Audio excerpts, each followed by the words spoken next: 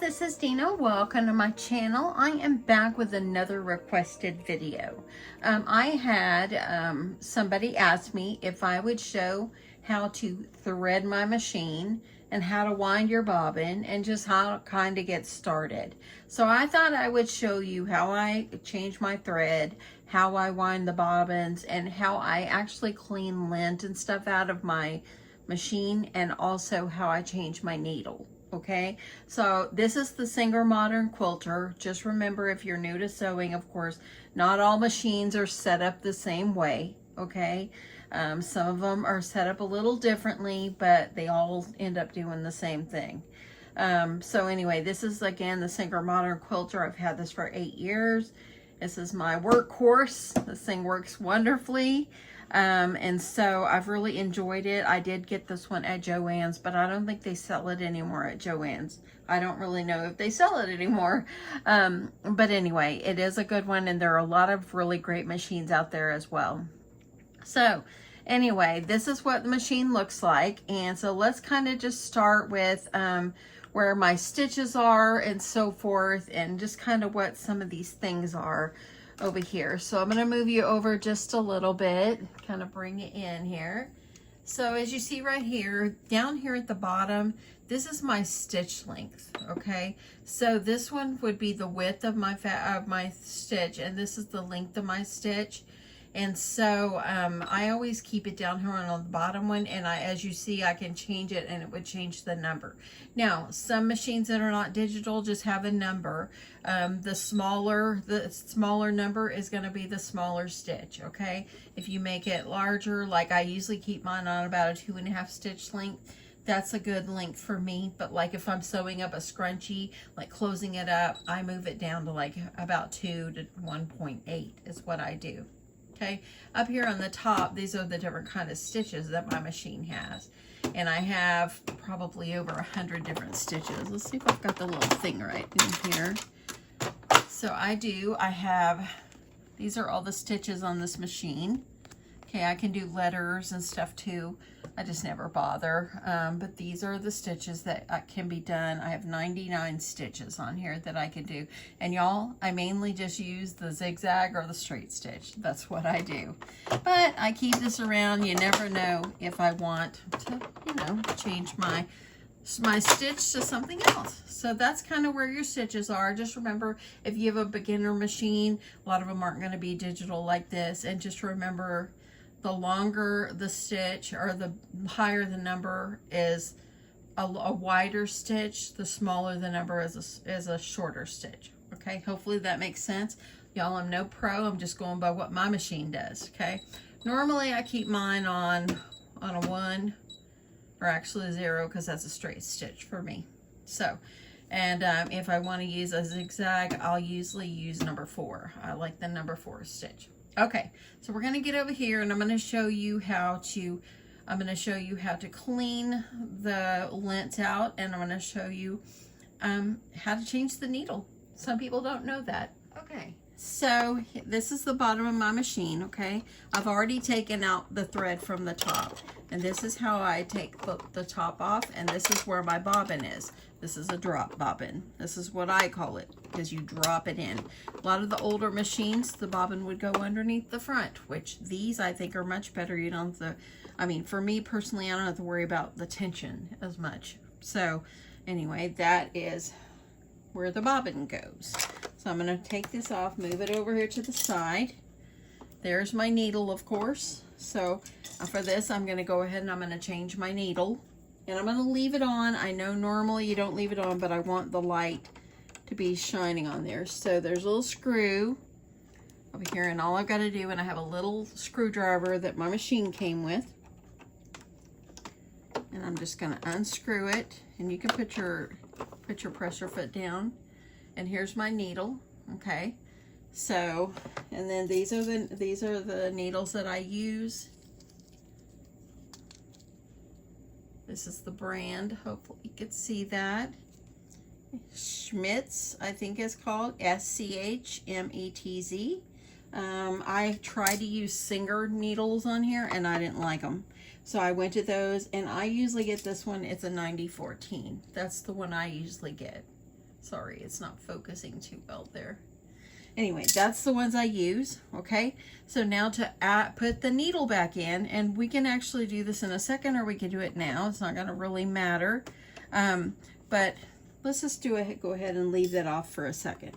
Let's go ahead and clean the lints out. So to clean the lint, and you wanna make sure that you're always randomly changing your needle and cleaning the lint out of your machine. That way it runs properly.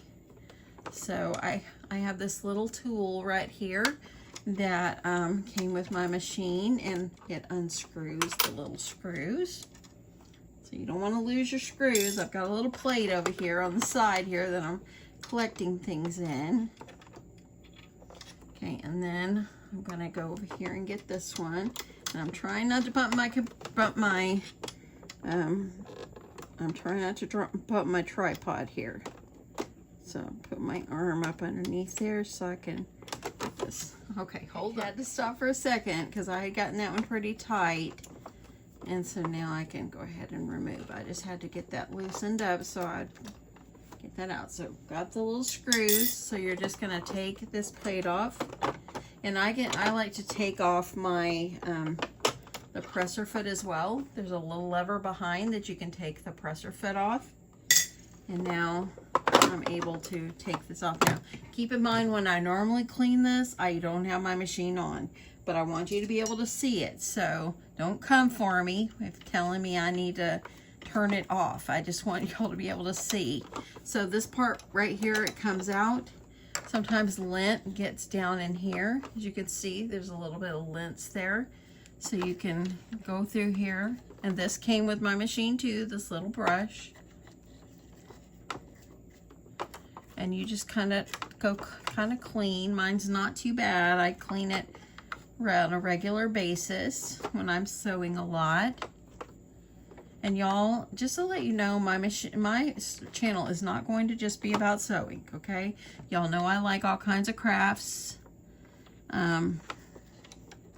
So I will be back to doing other things, I promise. I hope that the content I'm giving you now is helpful to you. Okay, so now I'm going to go ahead, and once you're done cleaning it, you want to try to put it back together. So I'm going to put this is where the bobbin goes. So this, for me, it just pops right back down in here. Okay, let me make sure. Here we go. And I always make sure, because see how it turns? I always try to make sure it's turned just like that. Now I'm going to go ahead. You want to make sure there's no lint on the plate or anything, and mine looks fairly good. So I'm going to go ahead and I'm going to pop it back down. And look, I turned it wrong. Let's do it this way. Let's do it the correct way, y'all. Okay, adding that back on. I'm going to put my screws. You don't want to start sewing and forget your screws. You got to get everything back lined up. Now my machine, back in the day, machines always said, you need to oil your machine.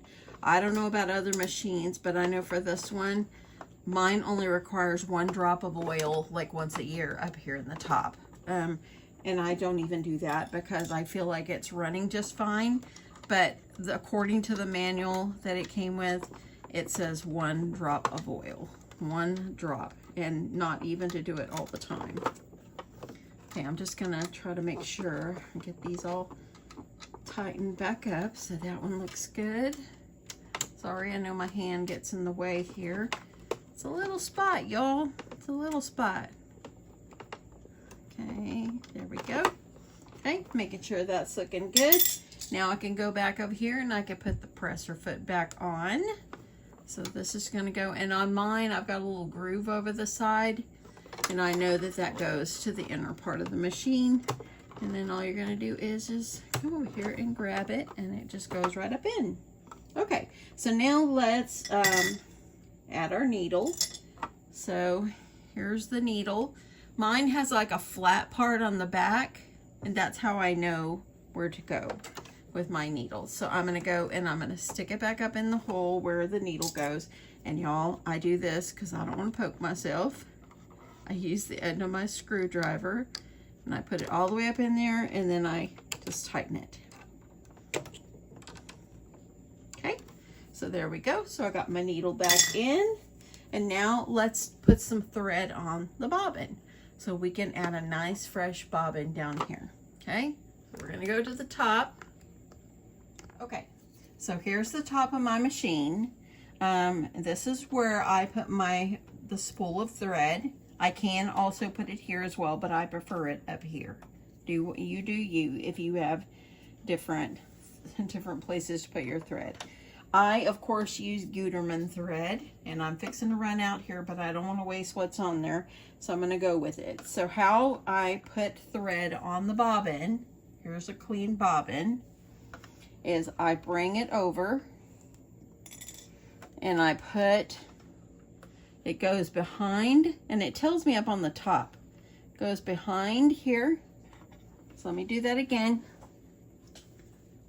So I'm going to bring my thread over and put it behind, and then this part right here for mine, I just bring it in front of that little groove and then behind the thing that looks like a screw. And then what did I do with my bobbin? Here it is. And then I take my thread, and there's some little holes. There's some little hole in here that you can put your thread in. And what did I do with my scissors? I don't like to leave a lot of thread hanging out. I'm going to trim just a little bit. I'm going to hold it. So now that I've got my empty bobbin up there and thread up through that hole, all I do is like this and push that in, and the bobbin will start filling with the thread from here.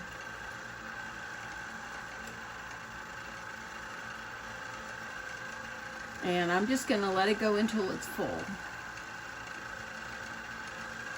The sad thing is, a lot of times I end up with a lot of half bobbins, and I hate it when I do that. I need to stop just filling it halfway, because I think, oh, that's enough, I don't need any more. But then, you know, you might need it. And I use white the most. So, okay, so once it gets full, it's going to stop on its own. And it's almost there.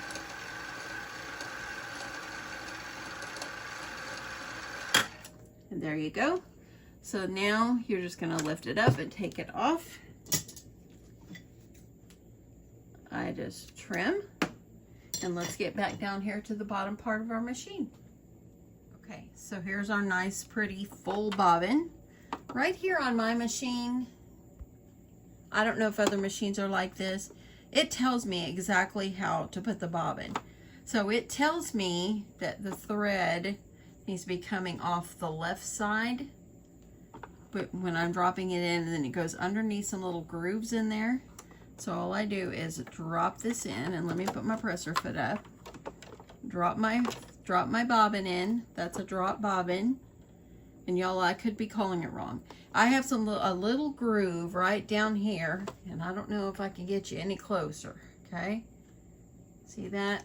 I have a little groove down here. Let me drop the bobbin in again. You're gonna put your bobbin, drop it down in, and then there's a little groove there. I'm gonna bring my thread toward me and around, and see this groove right over here for me? I have a little groove there. I'm gonna go back behind so I don't get my hands too much in the way. And then I put it up through there and around, and I pull it up here, and I can just pull it.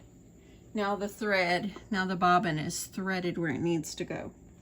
So I can add my little clear cover back on. Okay, and now we're gonna thread the top. Okay, so my thread is almost out on this one, but I'm gonna use it until it runs dry. That's what I'm gonna do.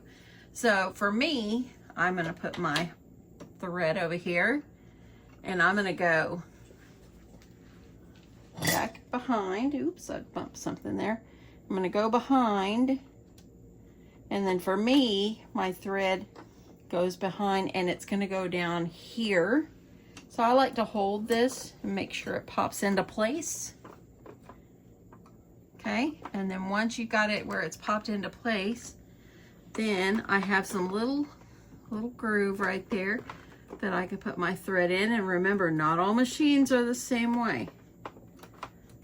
This is hard for me to do it all from the side, so bear with me. Okay, so now I got my thread through there. And I have an automatic threader, so all I'm going to do is put it underneath my automatic threader. If you don't have an automatic threader, you just would go through and thread your needle. Okay, so I have an automatic threader, and so after I put it through this little hole, I need to put it underneath the grooves here, and it will go up over on the side.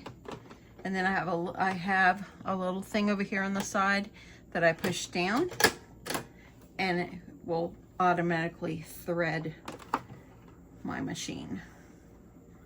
And there we go.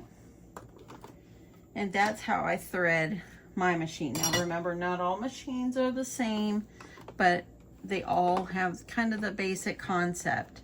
So now I've cleaned the lint, I've added a new needle, my bobbin is nice and fresh and full, I've got my thread up there, I'm ready to sew.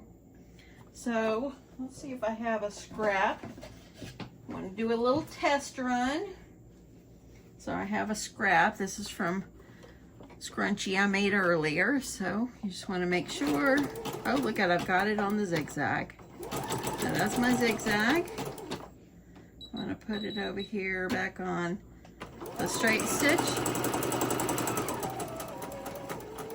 And sounds pretty decent to me. Okay, so anyway, that is the basics of my machine and how you thread your machine and how you add threads to your bobbin to fill up your bobbin and so forth. Anyway, I hope that this is helpful. If you're new to sewing, I hope this is helpful for you.